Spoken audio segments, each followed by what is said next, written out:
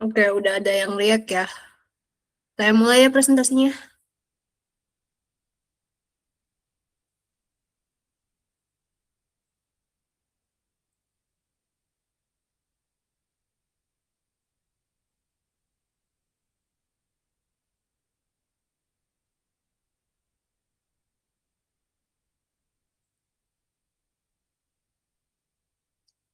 Ini udah kelihatan belum PPT-nya?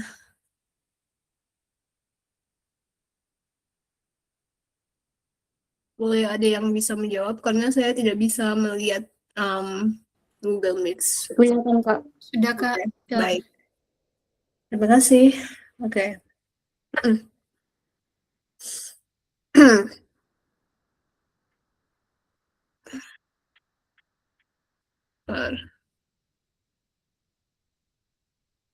Oke, selamat malam semuanya. Selamat datang di sesi Structure and Written Expressions untuk preparasi EPLT. Hari ini kita akan menghadapi salah satu bagian yang paling agak kompleks di EPLT, especially if you are a beginner to English, yaitu Structure and Written Expressions. Tapi tenang saja, kita nggak akan menghafal ratusan aturan grammar satu persatu gitu. Fokus kita hari ini cuma bakal dalam memahami pola-pola soal yang sering muncul di EPLT, tergantung struktur and written expressions of course. Jadi setelah sesi ini, semoga kalian bisa lebih cepat mengenali jebakan-jebakan yang sering keluar dan bisa mengetahui bagaimana cara membuat dan mengetahui structure dan written expressions in English. Nanti akan ada sesi tanya jawab di akhir, oke? Jadi apa yang akan kita belajar hari ini? Nah, di EPLT ada dua bagian grammar yang akan kita bahas. Yang pertama adalah structure. Di bagian ini kalian akan melihat sebuah kalimat dengan satu bagian yang kosong, lalu kalian harus memilih jawaban yang membuat kalimat tersebut menjadi benar secara tata bahasa. Nah, yang bagian kedua itu adalah written expression. Di sini semua kalimat kelihatannya benar, padahal sebetulnya ada satu kata atau frasa yang salah. Tugas kalian adalah menjadi suatu gimana ya, kayak grammar detektif gitulah. Jadi kayak kalian akan mengidentifikasikan frasa atau kata yang salah di dalam kalimat itu. Kalau udah siap, kita akan langsung mulai bagian structure-nya. Apakah kalian ready? Ready. Siap, Kak. Let's go. Bagian pertama adalah structure. Jadi, aturan yang paling dasar dalam bahasa Inggris adalah setiap kalimat punya subject dan verb. Every sentence needs a subject and a verb. Kalau salah satunya tidak ada, berarti ya kalimatnya salah. Contoh subject dan verb di sini nih contohnya. The family has purchased a television. Nah, subjeknya adalah the family because mereka itu adalah tokoh dari kalimatnya. Dan verbnya adalah has purchased. Karena itu merupakan aksi dari apa yang dilakukan oleh subjek.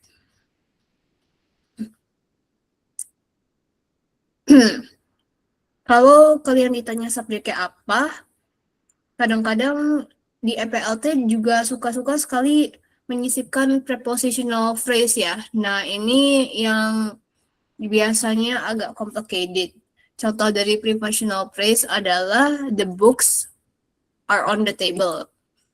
Nah, jika ditanya subjeknya apa, banyak orang langsung menjawab table karena table merupakan objek ya. Akan tetapi, yang benar Mohon maaf, Kak. apa? Di saya kelihatannya ini masih di slide awal, structure. Maksudnya slide-nya kayak belum pindah gitu. Bentar, coba saya membetulkan ya.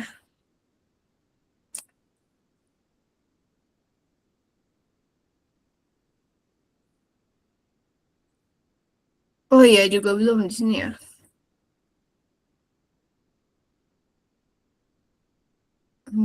Bentar.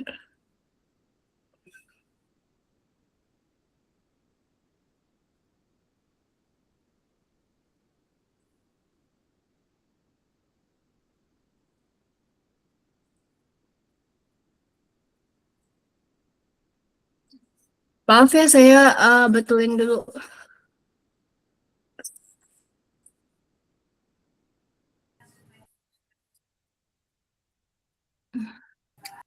Udah ganti Kak, sudah. Udah ya? Ini Tapi ini belum bentar. di mode presentasi. Ntar coba.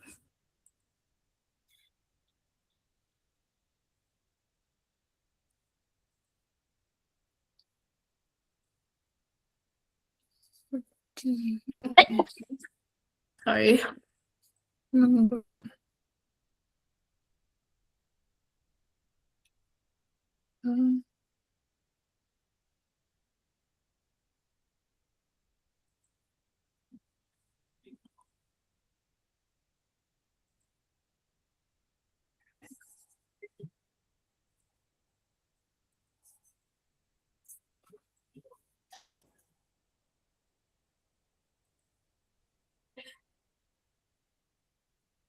Oke, ini udah lebih jelas belum? Sudah jelas Kak. Oke, makasih. Bentar. Ini apakah transisi slide-nya bisa dilihat? Iya bisa Kak, sudah. Oke, let's go. Jadi yang seperti saya bilang tadi, every sentence needs a subject and a verb. Nah, kadang-kadang ada yang namanya objects of preposition ya, yang artinya noun after in, at, of, or to, and they are not subjects. Nah, ini bisa jadi trick question ini gara-gara banyak orang yang salah menjawabnya jika ada soal tentang prepositions. Mereka salah mengidentifikasikan subjek dan object of preposition-nya. Contohnya tadi the books on the table. Jika ditanya, orang-orang ada beberapa yang menjawab subjeknya merupakan table, gara-gara table adalah objek. Akan tetapi, padahal subjek yang benar adalah books. Bagian on the table-nya hanya memberikan informasi tambahan. Anggap aja prepositional phrase itu seperti teman yang banyak cerita, tapi sebetulnya dia bukan tokoh utama ya. Jadi dia cuma kayak side karakter gitu dari bagian kalimatnya. Oke, begitu dengan A positif, dia juga hanya menjelaskan noun sebelumnya, tapi bukan subjek. Nah, ada ini nih example-nya present participles. Kalau misalnya ingin mengidentifikasikan verb secara mudah, lihat aja grammar present tense atau past tense ya. Contohnya, the family has purchased a television. Itu kan ada ed-nya ya di kata purchase. Berarti ini udah jelas yang verb-nya itu yang mana. Sama juga the television purchased yesterday was expensive. Itu yang ada, yang verbnya adalah yang ada ed-nya. Or maybe kalau misalnya mau pakai verb ing, she was purchasing the television. Itu kan ada verbnya, ada subjeknya. Pokoknya kalau misalnya present participle atau past participle, ada ing atau id-nya, kalian identifikasikan aja mana yang ada ing sama yang ada ed-nya, dan itu pasti adalah verb dari katanya gitu. Nah, sekarang ini agak lebih sulit nih. Kalau sebelumnya kan hanya satu clause ya. Sekarang kita akan belajar menghubungkan dua klausa. Disinilah conjunction seperti and, but, atau or yet, dia berperan. Selain itu juga ada connector seperti because, although, or if, dan sebagainya yang menunjukkan hubungan antar dua kata itu. Atau satu tips sederhana, ada satu tips sederhana yang gampang diingat. Kalau kalimat dimulai dengan although atau because, nantinya akan ada koma di tengah kalimat. Jadi, itu adalah dua klausanya ya. Biasanya kedua klausa ini dipisah dengan koma, dan itu cara kalian bisa mengidentifikasikan klausa pertama dan klausa kedua. But sometimes in the case of and or but, itu biasanya nggak ada komanya. Jadi kita harus bisa mengidentifikasikan kata penghubung itu. Nah, ada beberapa contoh clause juga ya. Bahasa Inggris sebenarnya suka membuat kalimat menjadi lebih singkat. Nah, contohnya ini ada adjective clauses and reduced clauses. Bentar. Contoh dari adjective clause adalah the woman who is waving to us. Biasanya dipersingkat menjadi the woman waving to us. Artinya tetap sama, bedanya hanya lebih ringkas saja. Kalau kalau ini juga kadang-kadang bisa di-reduce ya.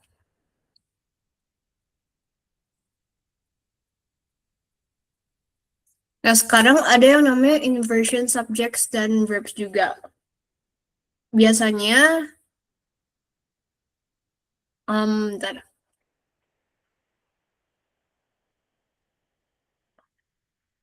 Jadi ini apa? Kan biasanya struktur dari kalimat di bahasa Inggris itu berawal dengan subjek, terus baru verbnya ya yang muncul.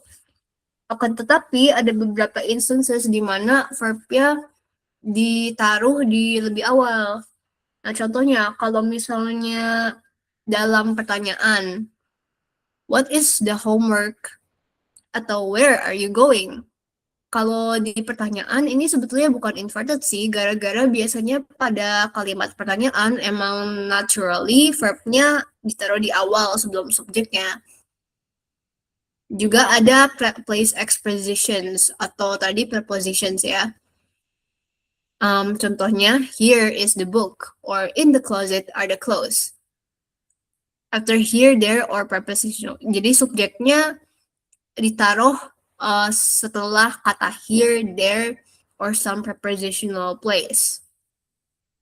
Terus ada contoh dalam negative expression. Never has he taken a vacation. Not once did I miss it. Jadi subjeknya ditaruh setelah konotasi negatif.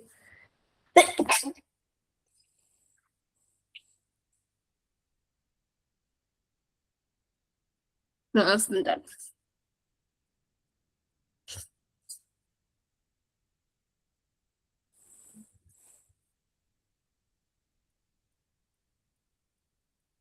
Jadi subjek ditaruh setelah konotasi negatif ya. Juga ada omitted condition. Jadi ini it's kind of recalling the past in a way. Jadi contohnya had I known or if I had known where she was here or if she was here. Jadi again subjeknya bukan kata yang paling awal ya teman-teman. Jadi ini subjeknya kadang-kadang kata kedua atau kata ketiga.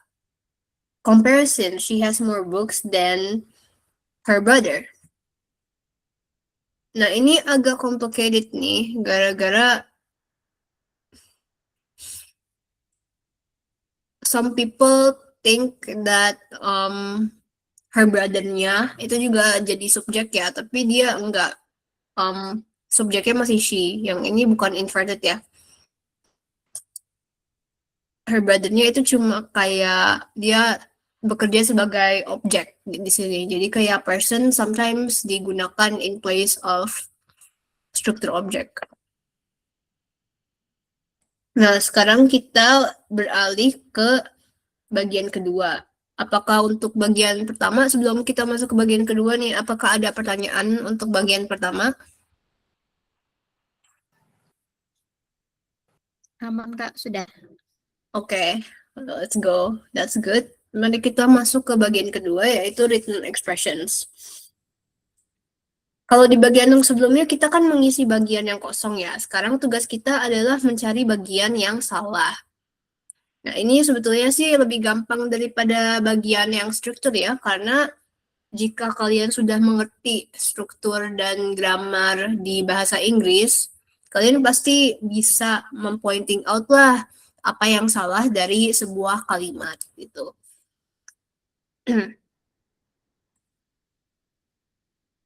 Nah, kesalahan yang paling sering terjadi adalah subject-verb agreement. Contohnya, prepositional phrase doesn't change the subject-verb agreement. aku punya satu kalimat nih, kalimatnya adalah the list of students. Nah, aku akan menanyakan ke kalian, menurut kalian verb-nya itu is atau are?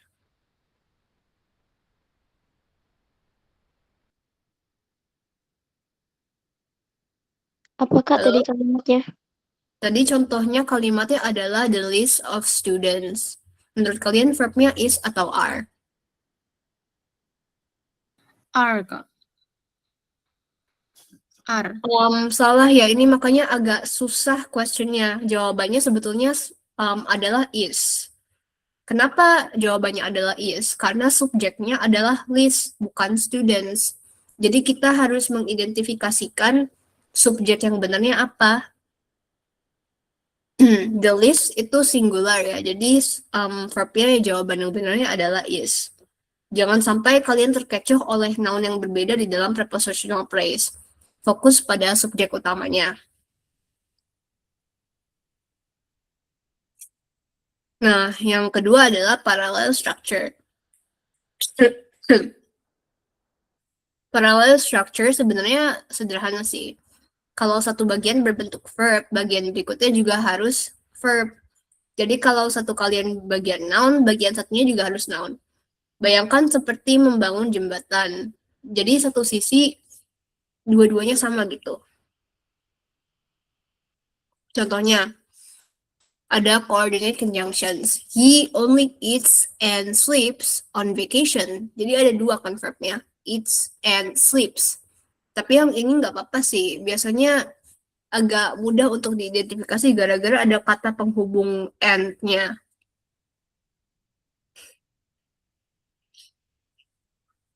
Kalau di case of comparisons, biasanya juga ada paralelnya. Jadi contohnya, ada kata than, more than, atau comparisons kalau misalnya mau menyamakan kesamaan dua hal, ada kata as, the same as, or similar to.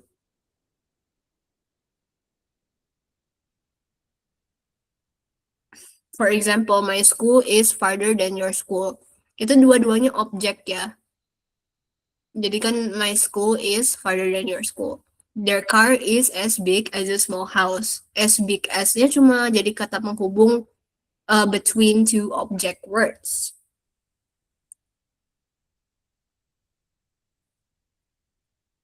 Terus ada comparatives and superlatives.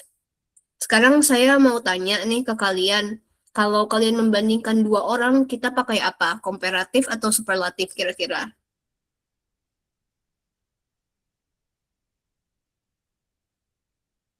Halo? Comparative. Comparative. Nah, kalau superlatif kira-kira kita membandingkan apa nih? Tiga hal yang berbeda, Kak. Oke, good, good. Nah, ada pola yang cukup sering muncul nih kalau misalnya di soal EPLT nih. Nah, contohnya, the harder you study, the higher your score is. Artinya semakin giat kalian belajar, semakin tinggi nilai kalian. Nah, ini agak sulit gara-gara ada dua comparison ya. Dan ini comparisonnya biasanya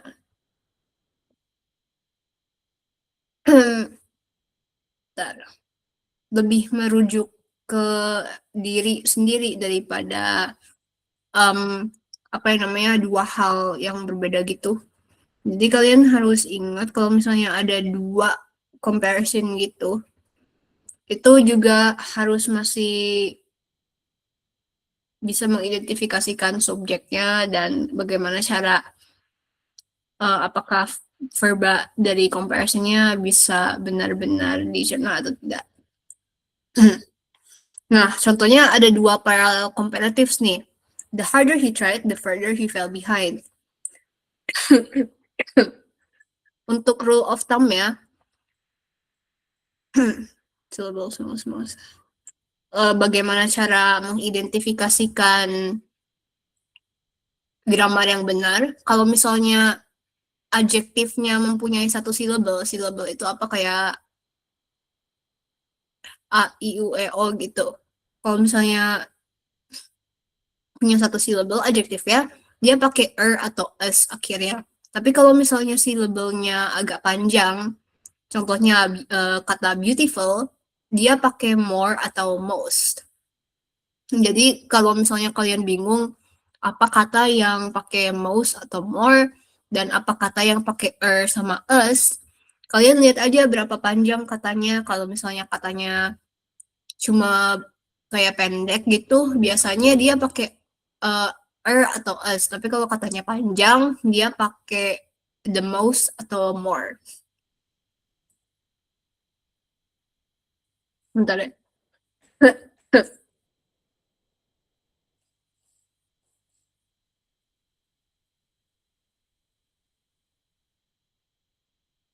Nah, sekarang kita akan coba untuk using verbs correctly. Verb itu kayak puzzle ya, jadi beberapa verb hanya cocok dengan bentuk verb tertentu. Misalnya, have. Verb have, dia biasanya harus diikuti oleh past participle. For example, they had walked to school. Nah, ini kan biasanya have ya, tapi kalau misalnya dipakai form past participle, dia berubah jadi had. Gara-gara ada ed di akhir dari verbnya, jadi si have-nya dia juga harus dikasih d di belakangnya. Dan kalau misalnya verbnya be dan kita berbicara tentang be melakukan dalam konteks present atau past participle, be-nya diganti jadi doing, biasanya kayak we are doing homework. Atau juga bisa be-nya diganti jadi suatu situasi. Jadi let's say kalian mau minjem buku tapi udah nggak ada nih bukunya, jadi the book was taken. Sedangkan juga ada modal seperti will, can, atau should. Jadi dia itu kayak base form dari verbnya ya. Jadi biasanya will, can, atau should dia nggak punya versi past or present participle yang beda sih. Jadi ini bisa free digunakan dalam kalimat apa aja. For example, the boat will leave at 3.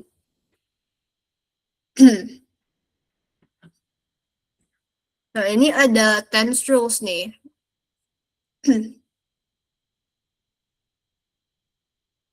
For example, he took the money when he wants it is incorrect. Harusnya he took the money when he wanted it. Gara-gara ada keterangan kata di sini, when-nya. Terus, ini kalau misalnya kalian masih bingung gimana cara struktur present perfect atau past perfect, ini ada nih kayak misalnya kalau present perfect, ada kata have, terus ada present perfect ya. For example, Sue had lived in LA for 10 years. Kalau past perfect itu Sue had lived in LA for 10 years when she moved. Bentar. Jadi kira-kira bedanya apa ya antara present perfect dan past perfect?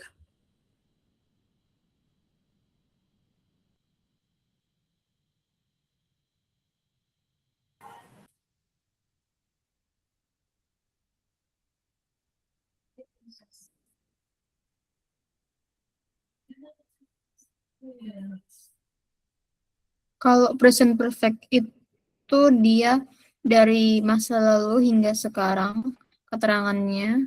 Kalau past perfect itu dari masa lalu, dari kegiatan yang sekarang sama apa sih? Dari kegiatan yang sekarang dilihat juga sebelum-sebelumnya. Okay, very good. Lebih detail gitu yang past perfect-nya. Yeah, that is correct. Kalau present perfect, dia itu biasanya long ago dan biasanya kayak simple past. Tapi kalau misalnya present perfect beda gitu. Dia ada since dan lately-nya dan lebih ada banyak kata keterangannya juga ya tentang situasi yang dibicarakan. Nah, sekarang ada passive verbs and nouns. Passive voice verb biasanya tidak sesulit yang dibayangkan. Bedanya hanya pada fokus kalimat. Kalau active voice fokusnya pada pelaku. Kalau passive voice fokusnya pada objek. Nah, ini juga kadang-kadang banyak yang suka salah nih, gara-gara subjek dan objek itu sometimes people mistake the object for the subject and vice versa. Apalagi kalau misalnya subjeknya itu suatu barang dan objeknya adalah seseorang gitu. Juga yang sulit kadang-kadang itu di soal kalau misalnya ada kata-kata yang bentuk pluralnya tidak biasa. Contohnya kayak kriteria, fenomena, atau bakteria. Nih. Jadi ada beberapa plurals yang harus diingat ya.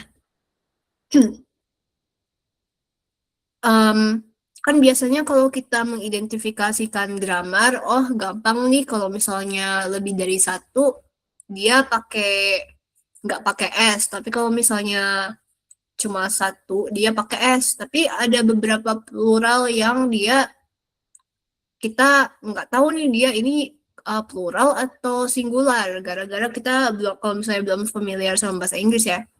Nah, jadi aku akan memberikan beberapa contoh nih plural yang dia versinya agak unik ya. Contohnya kata kriterion. Kriterion dia singularnya kriterion, tapi pluralnya dia bukan criterions, dia pluralnya kriteria. Juga sama dengan phenomenon, dia singular, tapi pluralnya bukan phenomenons, nggak ada S.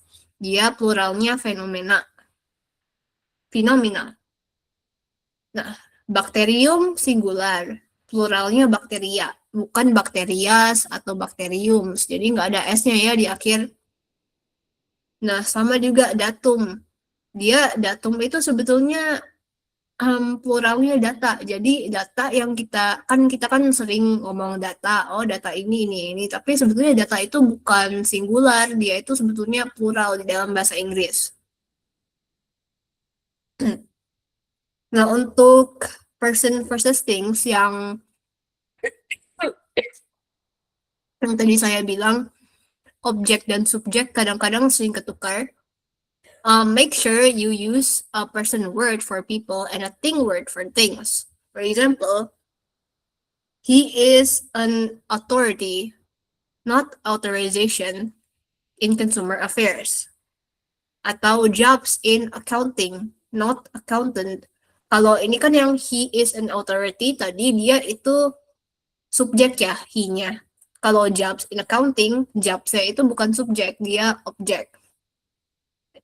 Dia thing. Ini. Jadi kalian kalau misalnya even if seorang kayak suatu objek dijadikan subjek atau misalnya kalau misalnya subjeknya bukan seseorang tapi lebih ke konsep atau ke barang, jangan menggunakan kata-kata person word ya, masih menggunakannya kata-kata yang thing word aja seperti tadi accountant. Accountant tuh menunjukkan ke personnya ya. Kalau misalnya menunjukkan ke konsep dari pekerjaannya, itu kita menggunakan accounting. Dan kalau misalnya ini yang he is an authority, kan he-nya itu person ya. Jadi kita pakai kata authority. Kalau misalnya he-nya sebuah konsep atau objek, kita memakai kata authorization. Nah, sekarang ada pronouns and adjective rules. Bentar.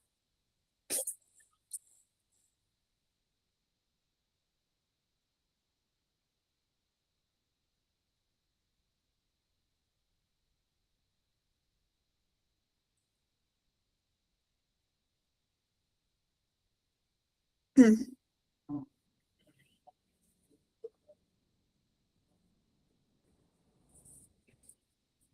di slide ini ada beberapa topik kecil yang sering muncul. Pertama, pronoun harus sesuai dengan noun yang digantikannya. Kedua, adjektif digunakan untuk menjelaskan noun.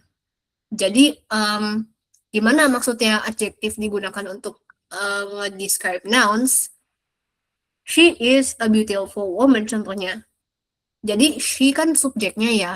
Nah, verbnya itu is. Tapi dia isnya apa? Kita tambahin adjective dan noun. A beautiful woman. Gitu. Beautiful adalah adjektif ya.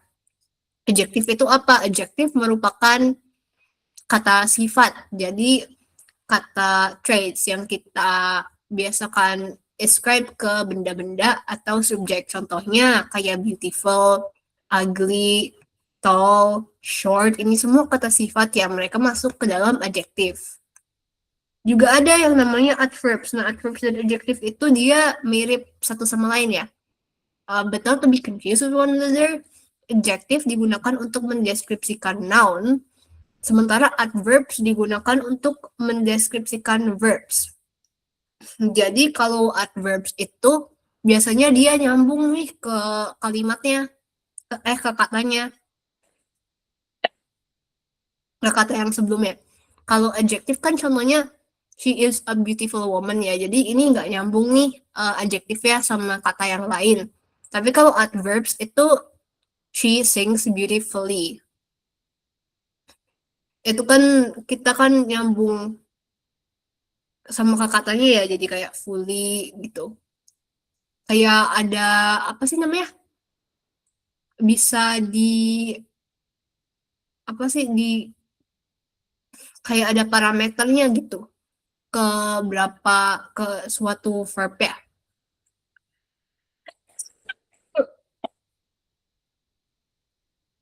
Sorry. Nah,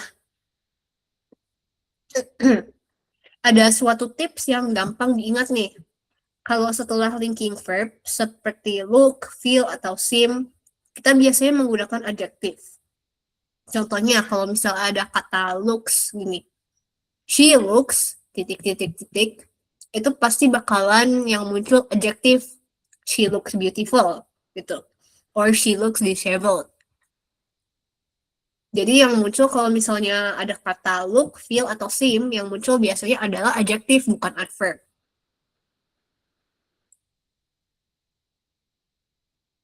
Kalau tentang pronoun, ini sebetulnya sih agak basic, tapi beberapa orang juga masih agak salah nih untuk mengingatnya.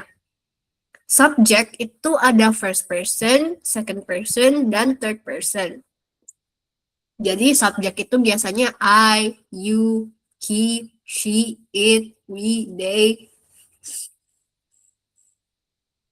Tapi kalau bukan gara-gara cuma merefer to seseorang, bukan berarti dia selalu subjek ya.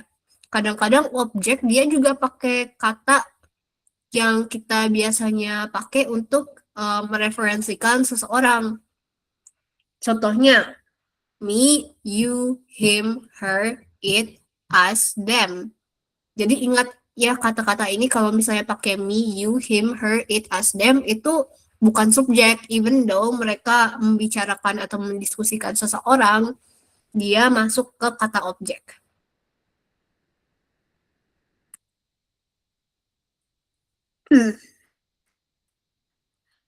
Baik, itu dia materi kita hari ini.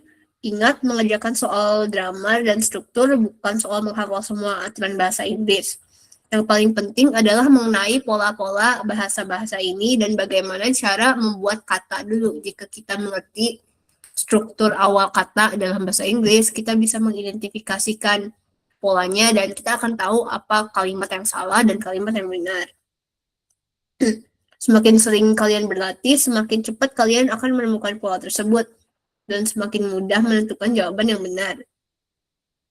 Nah, sekarang aku mau ada sedikit a simple tanya jawab nih. Bentar ya.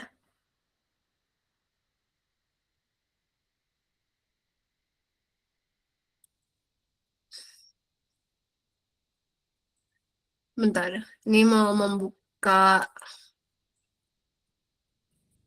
presentasi yang baru.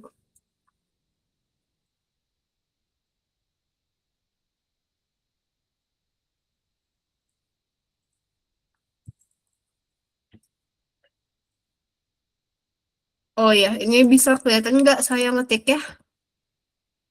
Kelihatan, Kak. Oke, bentar Bisa, ya. Kak. Ini mau sesi tanya jawab.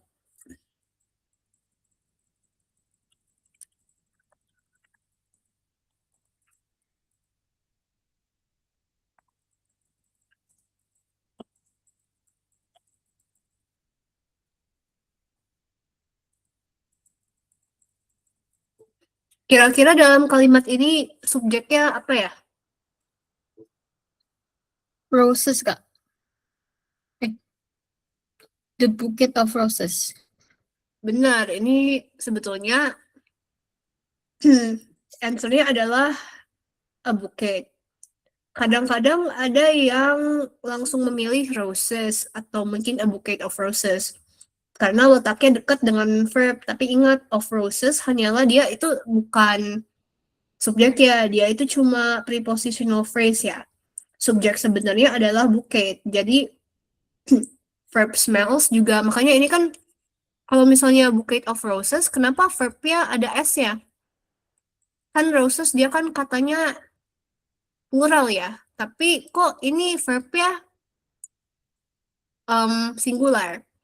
Gara-gara the bouquet of roses dia bukan subjeknya, subjek yang aslinya itu cuma the bouquet of rosesnya cuma prepositional phrase gitu. Jadi ini ya, the bouquet itu merupakan subjek, the rosesnya prepositional phrase, smellsnya merupakan verb, dan wonderfulnya dia merupakan adjektif.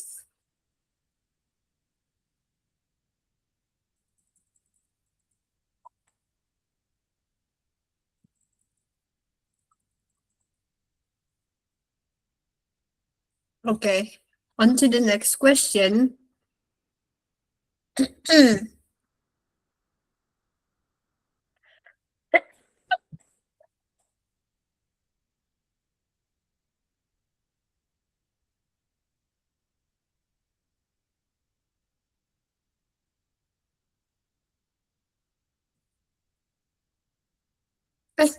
Host.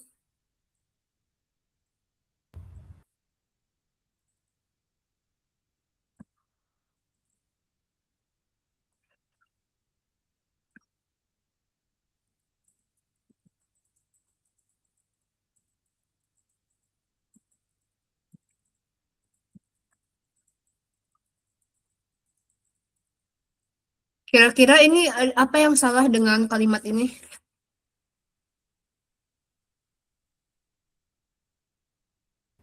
More, Kak. Kenapa more salah? Karena sudah ada taller, jadi bukan kalau dia yang paling tinggi. Benar. Taller, dia itu untuk komparatif ya, dia pakai IR ya, gara-gara tadi kan kita sudah mendiskusikan bahwa kalau misalnya mau mengkomparatif kata yang pendek, dia biasanya pakai IR atau ES, jadi atau es. Kalau more, biasanya dipakai, kalau more, biasanya kita memakai untuk kata yang lebih panjang ya. Kalau misalnya kita mau pakai more dalam kalimat ini, kita biasanya harus pakai kata yang panjang. Biasanya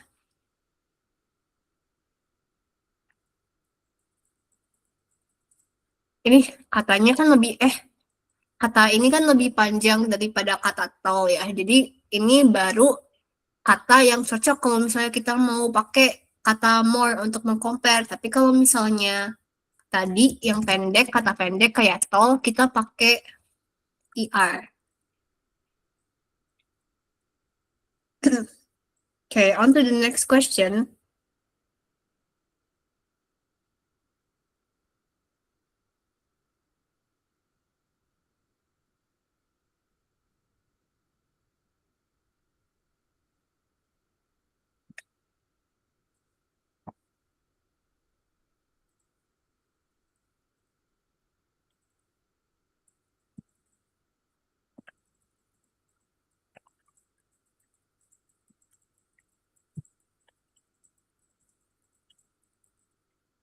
Kira-kira apa yang salah dari kalimat ini?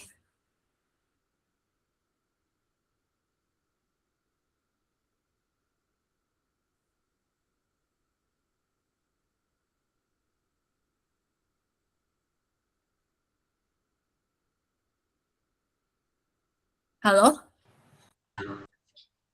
Artinya kan Apa? R. Yang R-nya ya? Nah, benar. Gara-gara tadi mirip kayak yang pertanyaan Bouquet of Roses-nya nih. Subjeknya adalah, kita kan kayak terkecoh ya. Ada names nih. Names itu kan dia lebih dari satu ya. Jadi, kok diganti jadi ini sih?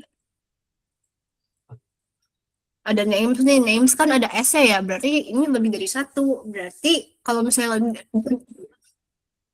lebih dari satu kan pakai R ya. Tapi enggak, sebetulnya names ini dia bukan termasuk subjek ya. Of names dia juga cuma prepositional phrase aja. Dan subjek yang aslinya dia singular kok. Ini the list itu singular. Jadi R-nya harusnya diganti jadi is nih. Gara-gara ini subjek aslinya itu cuma satu ya. Cuma the list of names-nya dia cuma prepositional. Jadi nggak masuk jadi satu kata, dia nggak masuk jadi satu kata nih.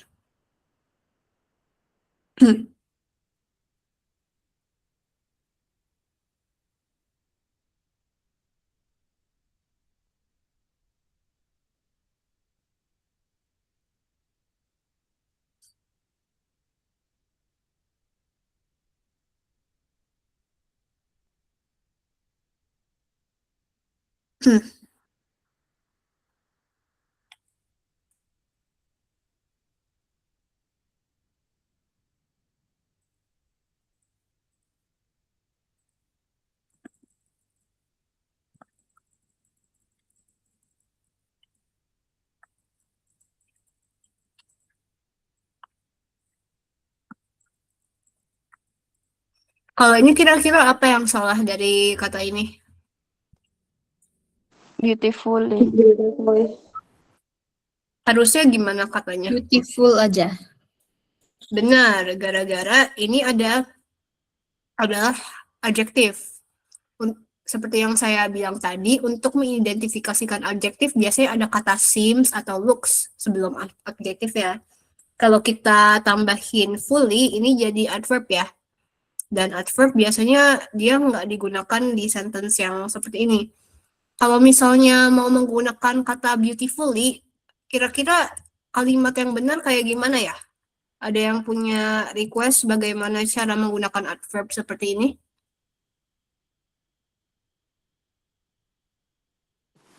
She moves beautifully. Bagus, benar. She moves beautifully.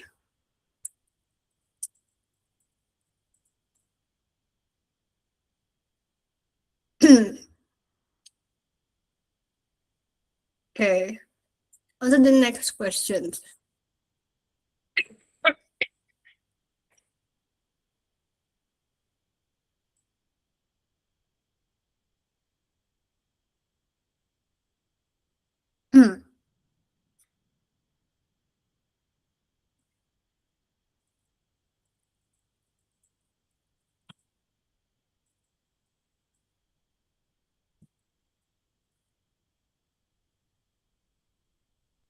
Ini kira-kira yang subjek yang mana dan yang objek yang mana ya?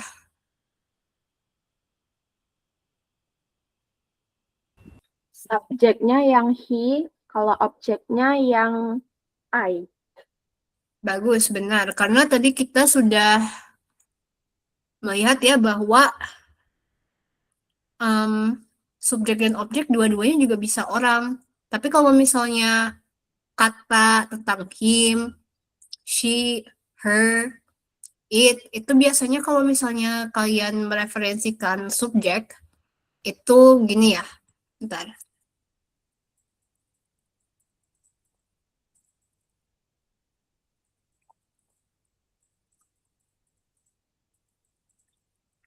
Ini yang paling gampang diingat sih, seperti yang tadi saya udah bilang, kalau misalnya ada kalimat di mana dua-dua subjek dan objeknya itu termasuk orang ya, atau manusia. Biar jangan terkecoh, ini kalau misalnya subjeknya biasanya memakai kata he dan she, tapi kalau objek he dan she-nya diganti menjadi him dan her. Okay, that's all the questions for today. Kalian ada yang punya pertanyaan masing-masing nggak atau udah clear nih? Aman, Kak, sudah. Okay, in that case, thank you very much for listening dan I hope that this session today makes you understand how structure and written expressions work in English better than before. Again, terima kasih sudah mendengarkan and I hope you all have a great and wonderful night. Makasih, Kak, izin live ya, Kak. Iya, Izin live. kalian boleh leave meet-nya sekarang.